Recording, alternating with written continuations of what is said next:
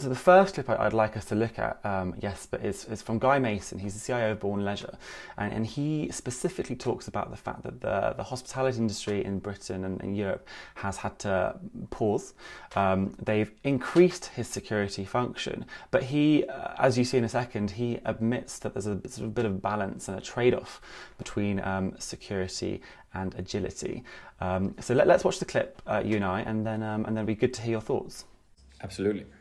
We're doing two things. One is we're actually making fewer changes, and change normally drives risk. So we're doing fewer changes. We've got a smaller team working on it, and during the COVID period, we're not going to make any major systems changes. So that's the first piece. The second piece is we've looked very hard at what the core components of our security needs are, and some of the security projects that we were doing at possibly a slower, more cautious pace, we've accelerated to make sure they are in place.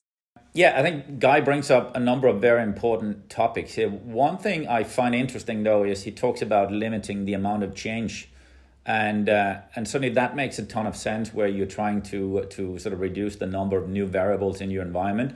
But one of the things I've seen is that actually a number of organizations have been forced to make a lot of changes because of this new environment they found themselves in. And a couple of the things that we're seeing, we obviously see what new applications or technologies are being implemented amongst our customers because of the fact they're using the Okta platform to access all of these things.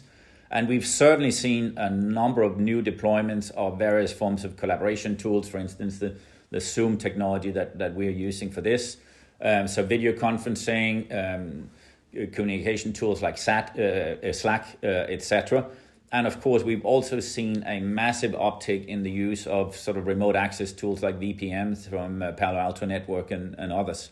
So I think his recommendation of scaling down the amount of change in this period makes a lot of sense, but obviously some changes are necessary.